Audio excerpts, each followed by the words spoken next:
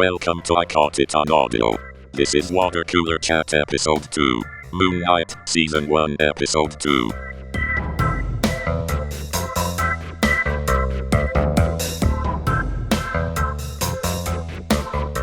Hello and welcome back to another episode of I Got It on Audio, a 64 Tacos podcast.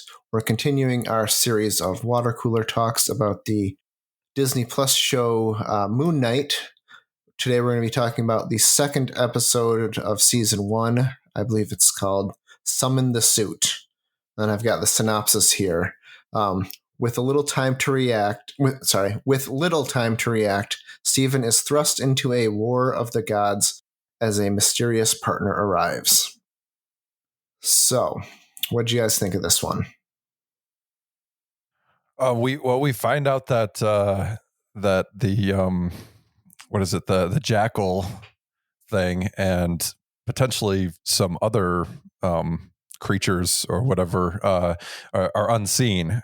So when he goes back to check the footage with the plucky security guard, Yes, they see that there was nothing following him, or if there was, it was not present on the video. So that was kind of interesting because now everybody thinks that he's actually insane because he's just going and destroying bathrooms.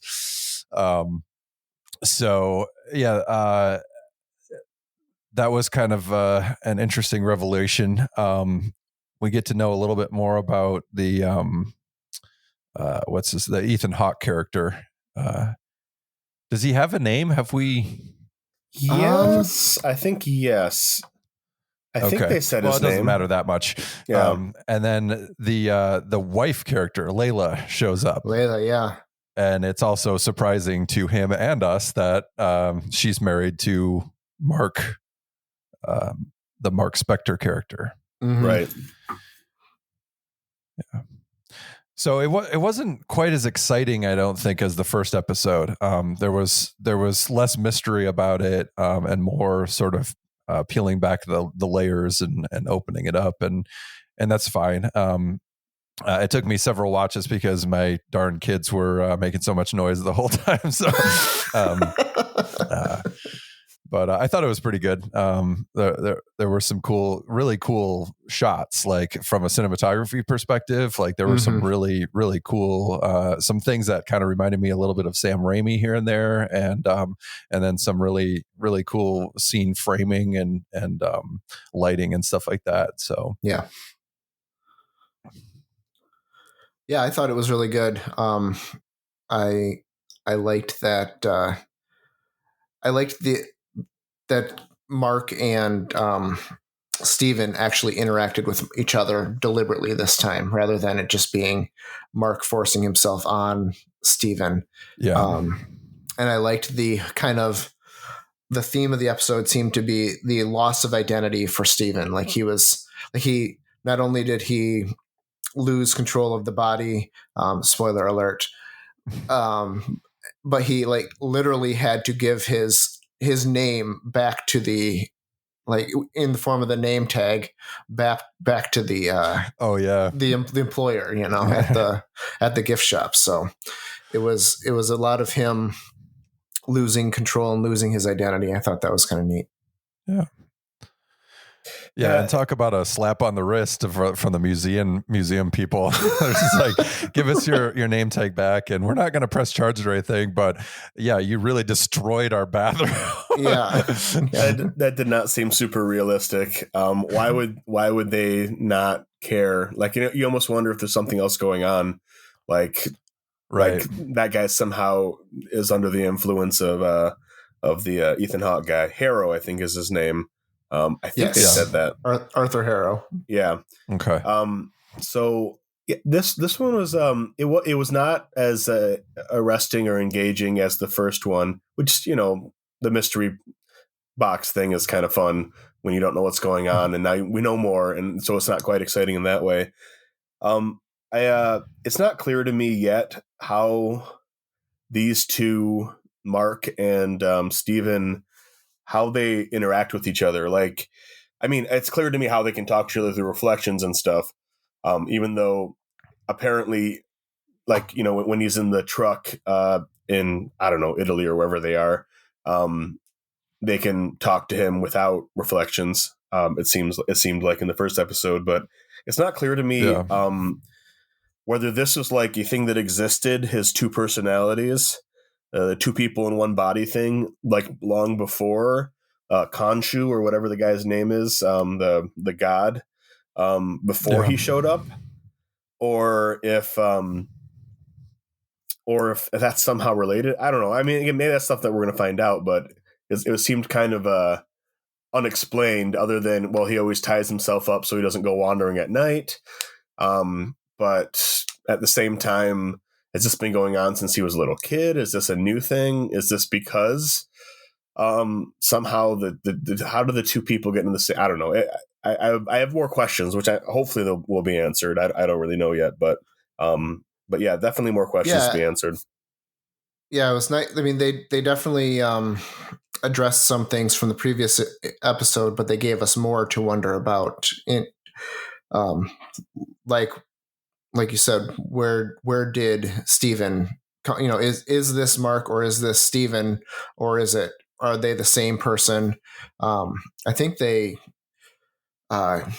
when Mark and Khonshu were talking a little bit, Khonshu basically told Mark that he gave him this body. So right. how that came about, I don't know. You know, we don't know yet. What does that mean? Does that mean that that body was in a car accident? We'll say it's just something, and then Khonshu took the opportunity to be like, "Hey, man, you're at the doorstep of death here. I've got a deal for you if you want to stay alive." But like that was Steven / Mark, or if like he died and then Khonshu said to Mark, "All right, I'm going to put you in this existing body so that I can use you, you know, at night or whatever, you know." Right. And then and we're just gonna hijack this Steven guy and use him. It's not clear to me. That said, his wife recognized him as Mark, but then again, she may have just met him afterwards. So who knows? Right. Layla clearly met Mark after he was part of this body. But then the Ethan Hawke character, Arthur, is like, do you think Khonshu chose, you know, she says to Steven, do you think he chose you because you have a weak mind, or because you were already broken? So, you know, where does this all begin and end, I think is the mystery we're left with. Clearly there are two persons, or personalities at least, in the one body. And whether it's that Khonshu brought out the Mark personality, you know, brought that aspect of this character, of this person out, or if, I don't know. I'm still kind of hazy on the significance of the scarab. Is that how Mark gets his power to be the? No, the scarab is like a compass that leads to the other goddess of vengeance, the tomb of Aang. Okay, yeah. So what was so her Hera name? wants so he can Amit, right? Amit, yes, sorry, yes, not Aang. Yeah. He wants to use the scarab to resurrect her, give her power, and then they can go around the world, minority reporting everybody, until there's no more evil, which totally that's definitely going to work. Come over here. That's how it works. Let's hold hands and let me judge you quickly. Yeah. Yeah, that was actually one thing I didn't really like about the first episode. Not like it just you know, from like a moral perspective, is it's like, you know, he goes and he grabs that lady's hands and then he's like, "Oh, you went to Red, and so sorry." And she's like, "But I've been good." And he's like, "Yeah, well, you know, maybe it's coming in the future, but now we're going to kill you. So, you know, you have no way of redeeming yourself. You're just going to be bad in the future." It just, to me, it's like there's something seriously wrong with that type of, you know, judgmental Whatever, but that's a whole other discussion. Yeah. So we can talk about that one with Minority Report if we ever want to do that one. See our big episode on Minority Report. Yeah. Coming in the future, you know. I wonder. He can see the future. Yeah. I wonder. I mean, I'm sure that idea has been around. You know, the idea of culpable for the things you might do. But I wonder if Philip K. If Moon Knight, the writers were inspired by Philip K. Dick. Just because he was, one of the people to write about the concept, or the other way around. Maybe I don't know. I don't know when Moon Knight came out. We don't have our resident expert who can answer these questions with us today. So Matt, that jerk. All right.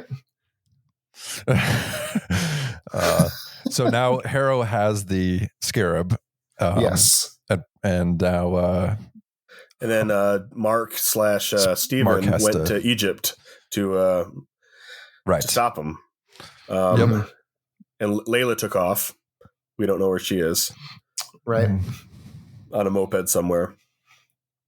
Yep. So that's where it stands, and it looks like we'll start up with them trying to stop the resurrection next episode. Which hey, I'm curious to see what happens from here. They definitely peeled back the layers more quickly than in the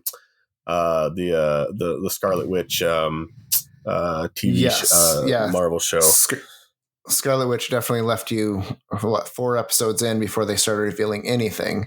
Mm-hmm. But I think this one might be taking a more measured, like we're gonna unpack something, but then we're gonna also leave you with a new mystery. So, well, you know what, and that's actually, I don't mind that, because the Scarlet Witch one was fun because I was getting a little. It felt like some of these movies were getting a bit redundant, and it was nice to see these characters in a different context with sort of like, hey, I don't know what's going to happen. It's not going to follow the formula. Whereas this feels a little set aside from the rest of the universe, like you feel like it's in its own little pocket here. So it's kind of okay if we explore that, because I'm curious about it. I don't know what they're going to do. As soon as in the Scarlet Witch show, as soon as it went back to S.H.I.E.L.D. or whoever shows up with and everything's back to normal, sort of like Marvel mode, and I was like, oh well, okay, that's fine, but kind of lost the fun. Yeah. Whereas this one, even if it doesn't feel like that's where we're headed, at least not for a while. So, I'm eager to see. Yep, me too. I'm looking forward to next week.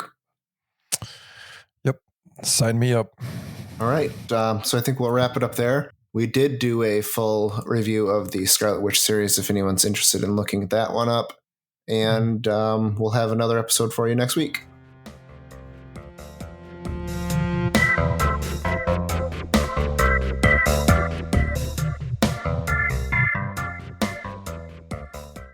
I caught it on audio.